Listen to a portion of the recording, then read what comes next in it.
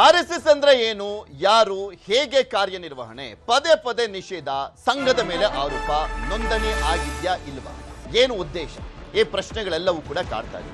RSS ಕುರಿತ ಎಲ್ಲ ಪ್ರಶ್ನೆಗಳಿಗೆ ನೇರ ಉತ್ತರವನ್ನ ಕೊಡುವಂತ ಕೆಲಸವನ್ನ ಮಾಡಲಾಗಿದೆ. ಬೆಂಗಳೂರಲ್ಲಿ ಇದ್ದಂತ ಅನುಮಾನಗಳನ್ನ ಉತ್ತರಿಸುವಂತ ಕೆಲಸವನ್ನ ಮಾಡಿದ್ದಾರೆ ಮೋಹನ್ ಭಾಗವತ್ ಅವರು. ಬೆಂಗಳೂರಿನಲ್ಲಿ ಇದ್ರು ಮೋಹನ್ ಭಾಗವತ್ ಅವರು ಇದ್ದಿದ್ದಂತ ಕೆಲವೊಂದು ಪ್ರಶ್ನೆಗಳಿಗೆ ಉತ್ತರಿಸುವಂತ ಕೆಲಸವನ್ನ ಮಾಡಿದ್ದಾರೆ, ನೇರ ಉತ್ತರವನ್ನ ಕೊಟ್ಟಿದ್ದಾರೆ. ಆರ್ಎಸ್ಎಸ್ನ ಸತ್ಯ ದರ್ಶನ ಮಾಡಿಸಿರುವಂತದ್ದು ಮೋಹನ್ ಭಾಗವತ್ ಮಾತಿಗೆ ಸಿಎಂ ಉತ್ತರಿಸಿಲ್ಲ ಅಂತ ಹೇಳಿದ್ದಾರೆ. ಭಾಗವತ್ ಹೇಳಿಕೆ ಬೆನ್ನಲ್ಲೇ ಪ್ರಿಯಾಂಕ್ ಖರ್ಗೆ ಅವರು 9 ಪ್ರಶ್ನೆಗಳನ್ನ ಕೂಡ ಕೇಳಿದ್ದಾರೆ. ಹಾಗಾದ್ರೆ ಭಾಗವತ್ ಅವರು ಏನು ಮಾತನಾಡಿದ್ರು, ಯಾವ ರೀತಿಯಾಗಿ ಇದ್ದಂತ ಪ್ರಶ್ನೆಗಳಿಗೆ, ಅನುಮಾನಗಳಿಗೆ ಅವರು ಉತ್ತರವನ್ನ ಕೊಡುವಂತ ಕೆಲಸವನ್ನ ಮಾಡಿದ್ದಾರೆ ನೋಡಿ. Sangha started in 1925. So, do you expect us to register with the British government? Against whom our Sarsanga Chalak was fighting at that time. Then after independence, the laws we have now in Swatantra Bharat, they do not make registration compulsory. The legal status is also given to unregistered body of individuals. So we are categorized as body of individuals. Income tax department asked us to pay income tax and there was litigation. Income tax department said, the court said, this is a body of individual. And our Guru Dakshina was exempted from that income tax. We were banned thrice. So government has recognized. If we were not there, whom they banned? And each time courts resolved the ban, they dismissed the ban and made RSS a legal organization. Legally, factually, we are an organization. We are not unconstitutional. We are within that constitution. Our status, legal status is within that constitution. So we need not register. Many things are there which are not registered. Even Hindu Dharma is not registered. No Brahmin is allowed in Sangha.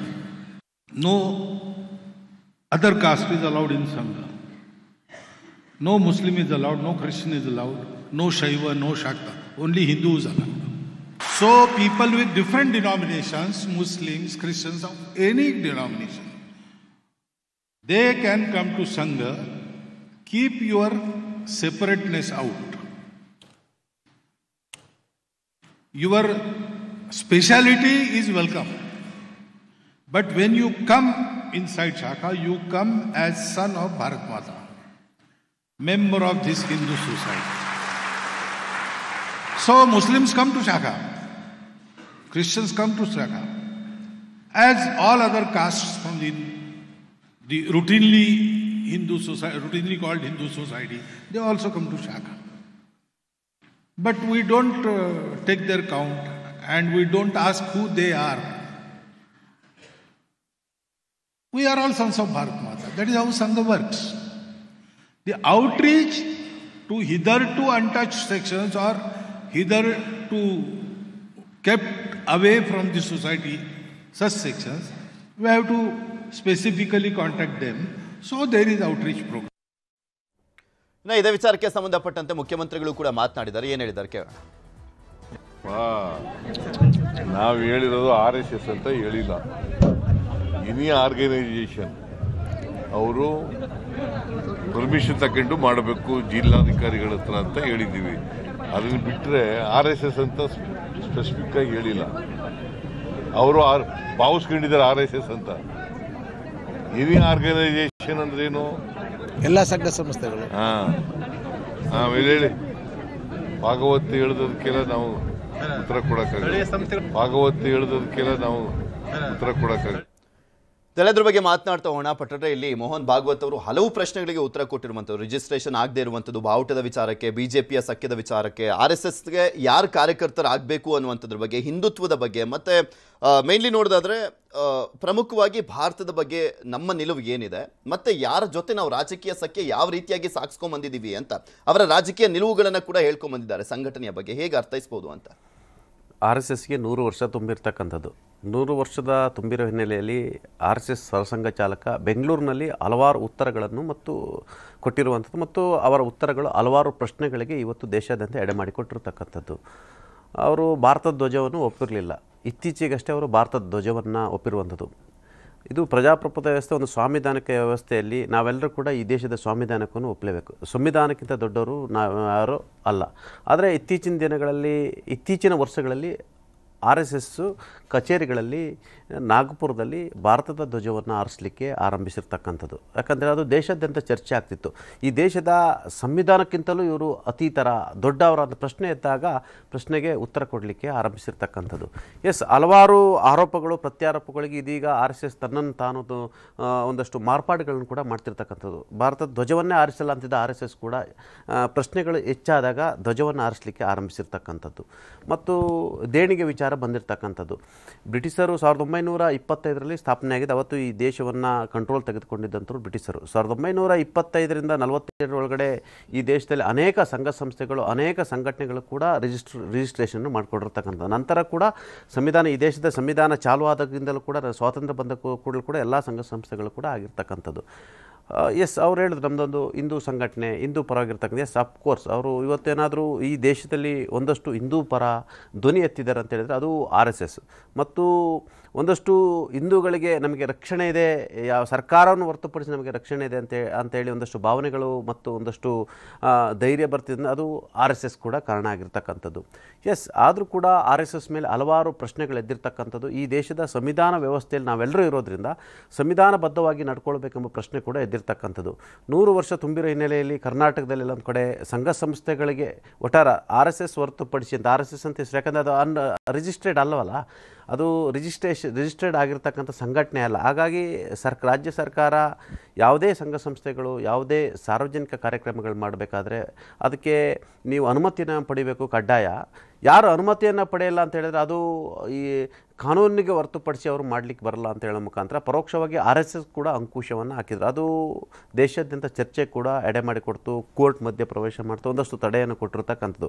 ಈ ಎಲ್ಲದಕ್ಕೂ ಕೂಡ ಉತ್ತರ ಕೊಟ್ಟಿರ್ತಕ್ಕಂಥದ್ದು. ಯಾವಾಗ R S ಎಸ್ಗೆ ಅಂಕುಶ ಹಾಕಲಿಕ್ಕೆ ಪ್ರಯತ್ನ ಮಾಡಿದ್ರು ಹಾಗಾಗಿ ನಮ್ಮ ಸಂಘಟನೆ ಮತ್ತಷ್ಟು ಬಲಿಷ್ಠ ಆಗ್ತಿದೆ, ನಾವೆಲ್ಲರೂ ಎಚ್ಚೆತ್ತುಕೊಳ್ತಿದ್ವಿ, ಮತ್ತಷ್ಟು ನಾವು ಜಾಗೃತರಾಗ್ತೀವಿ ಅಂತೇಳಿ ತಿರುಗೇಟನ್ನು ಕೂಡ ಕೊಟ್ಟಿರ್ತಕ್ಕಂಥದ್ದು. ಜೊತೆಗೆ ಅಫ್ಕೋರ್ಸ್ ಈಗ ಭಾರತೀಯ ಜನತಾ ಪಕ್ಷಕ್ಕೆ ಅವರು ನಾವು ಬೆಂಬಲವನ್ನು ಕೊಡ್ತಿದ್ದೀರಲ್ಲ ಒಂದು ರಾಜಕೀಯ ಪಕ್ಷಕ್ಕೆ ಅಂತ ಹೇಳಿದ್ರೆ, ರಾಮ ಮಂದಿರವನ್ನು ನಿರ್ಮಾಣ ಮಾಡಲಿಕ್ಕೆ ಬೆಂಬಲ ಕೊಟ್ಟಂಥವರು ಬಿ ಜೆ ಪಿ ಮತ್ತು ಸಿದ್ಧಾಂತ ಪರವಾಗಿರ್ತಕ್ಕಂಥವ್ರಿಗೆ ನಾವು ಅನಿವಾರ್ಯವಾಗಿ ಬೆಂಬಲವನ್ನು ಕೊಡಬೇಕಾಗುತ್ತೆ ಎಂಬ ಮಾತನ್ನು ಕೂಡ ಹೇಳಿರ್ತಕ್ಕಂಥದ್ದು. ಈಗ ಪ್ರಿಯಾಂಕ್ ಖರ್ಗೆ ಹಲವಾರು ಪ್ರಶ್ನೆಯನ್ನು ಎತ್ತಿರ್ತಕ್ಕಂಥದ್ದು, ಮೂಲಭೂತ ಪ್ರಶ್ನೆಯನ್ನು ಎತ್ತಿದ್ದಾರೆ. ಆರ್ ಎಸ್ ಎಸ್ನ ಕಾರ್ಯಕರ್ತರು ಮುಖಂಡರು ಇರ್ತಕ್ಕಂಥ ಸಭೆಯಲ್ಲಿ ಆರ್ ಎಸ್ ಎಸ್ನ ಮುಖಂಡರೇ ಕೇಳಿರ್ತಕ್ಕಂಥ ಪ್ರಶ್ನೆಗೆ ಒಬ್ಬ ಆರ್ ಎಸ್ ಎಸ್ನ ಸರಸಂಘ ಚಾಲಕ ಉತ್ತರ ಕೊಟ್ಟಿರ್ತಕ್ಕಂಥದ್ದು. ನೀವು ಪಬ್ಲಿಕ್ ಡೊಮೇಲ್ ಬಂದು ನೀವು ಚರ್ಚೆಯನ್ನು ಮಾಡಿ ತೆರಿಗೆ ಸ್ಪೆಷಲಿಸ್ಟ್ಗಳು ಮತ್ತು ತೆರಿಗೆದಾರರು ಮತ್ತು ಸಾರ್ವಜನಿಕ ವಲಯದಲ್ಲಿ ನೀವು ಪ್ರಶ್ನೆಯನ್ನು ಮಾಡಿ. ಯಾಕಂದರೆ ಈ ದೇಶದಲ್ಲಿ ಇನ್ಕಮ್ ಟ್ಯಾಕ್ಸ್ ಇದೆ, ಆದಾಯ ತೆರಿಗೆಗಳಿದ್ದಾವೆ, ಇ ಡಿ ಇರ್ತಕ್ಕಂಥದ್ದು. ನೀವು ಯಾವ ರೀತಿ ಈಗ ಸ್ವಯಂ ಸೇವಕರು ಯಾವ ರೀತಿ ದೇಣಿಗೆಯನ್ನು ಸಂಗ್ರಹಿಸ್ತೀರ ಮತ್ತು ಆ ದೇಣಿಗೆ ಯಾವ ರೀತಿ ವಿನಿಯೋಗ ಮಾಡ್ತಾರೆ ಅದಕ್ಕೂ ಲೆಕ್ಕವನ್ನು ಕೊಡಬೇಕಲ್ವ.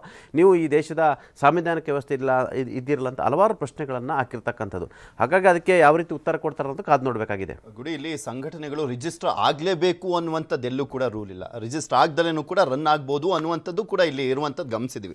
ಆದರೆ ಆರ್ ಎಸ್ ಎಸ್ ಮೇಲೆ ಸಾಕಷ್ಟು ಆರೋಪಗಳು ಸಾಕಷ್ಟು ವರ್ಷಗಳಿಂದ ಬರ್ತಾ ಇರುವಂಥ ಸಂದರ್ಭದಲ್ಲಿ ಅವರು ತಮ್ಮ ಕೆಲಸದ ಮುಖಾಂತರ ಉತ್ತರವನ್ನು ಕೊಡ್ತಾ ಹೋಗ್ತಾರೆ. ಎಲ್ಲೂ ಕೂಡ ಬಹಿರಂಗವಾಗಿ ಏನೋ ಒಂದು ಸ್ಟೇಟ್ಮೆಂಟ್ ಕೊಡಬೇಕು, ಯಾರೊಬ್ಬ ಕಲ್ಲೆಸಿತಾ ಇದ್ದಾನೆ ಅವನಿಗೆ ಉತ್ತರ ಕೊಡಬೇಕು ಅನ್ನುವಂಥ ಮನಸ್ಥಿತಿಯಲ್ಲಿ ಇರಲಿಲ್ಲ. ಆದರೆ 100 ವರ್ಷ ತುಂಬಿರುವಂಥ ಈ ಸಂದರ್ಭದಲ್ಲಿ ಹಲವಾರು ಗೊಂದಲಗಳಿಗೆ ಉತ್ತರವನ್ನಂತೂ ಕೊಡುವಂಥ ಕೆಲಸವನ್ನು ಮಾಡಿದ್ದಾರೆ. ಯಾಕೆ ಈ ಸ್ಟ್ಯಾಂಡನ್ನು ತೆಗೆದುಕೊಂಡಿದ್ದೀವಿ ಅಂತ ಹೇಗೆ ನೋಡ್ಬೋದು?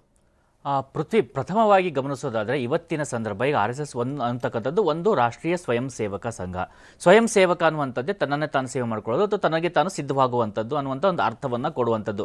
ಒಂದು ಸಂಸ್ಥೆ, ಒಂದು ಖಾಸಗಿ ಸಂಸ್ಥೆ, ಅದಕ್ಕೆ 100 ವರ್ಷ ಆಗ್ತಾ ಇದೆ, ಅದರ ಪಾಡಿಗೆ ಅದು ಏನಾದರೂ ಮಾಡ್ಕೊಳ್ಳಿ ಅನ್ನುವಂಥದ್ದು ಒಂದು ಹಂತದಲ್ಲಾದರೆ, ಇನ್ನೊಂದು ಹಂತದಲ್ಲಿ ನಮ್ಮ ಕರ್ನಾಟಕದಲ್ಲಿ ಆಗ್ತಾ ಇರುವಂಥ ಡೆವಲಪ್ಮೆಂಟನ್ನು ಗಮನಿಸಿದಾಗ ಪ್ರಿಯಾಂಕ್ ಖರ್ಗೆ ಅವರು ಒಂದು ಸ್ಪೆಷಲ್ ಇಂಟ್ರೆಸ್ಟನ್ನು ಈ ಬಾರಿ ಆರ್ ಎಸ್ ಎಸ್ನಲ್ಲಿ ತೆಗೆದುಕೊಂಡಾಗಿದೆ.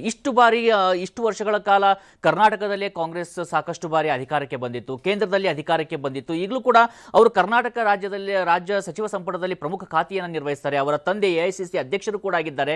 ಯಾಕೆ ಅವರೇ ಒಂದು ಕೋರ್ಟ್ಗೆ ಹೆಬಿಯಸ್ ಕಾರ್ಪಸ್ ಅರ್ಜಿಯನ್ನು ಸಲ್ಲಿಸುವಂಥದ್ದು ಅಥವಾ ಕೋರ್ಟಿಗೆ ದೂರನ್ನು ಕೊಡುವಂಥದ್ದು, ಅವರೇ ಒಂದು SIT ಅನ್ನ ಮಾಡಿ RSS ಮೇಲೆ ತನಿಖೆ ಮಾಡಿ ಅಂತ ಯಾಕೆ ಹೇಳ್ತಾ ಇಲ್ಲ?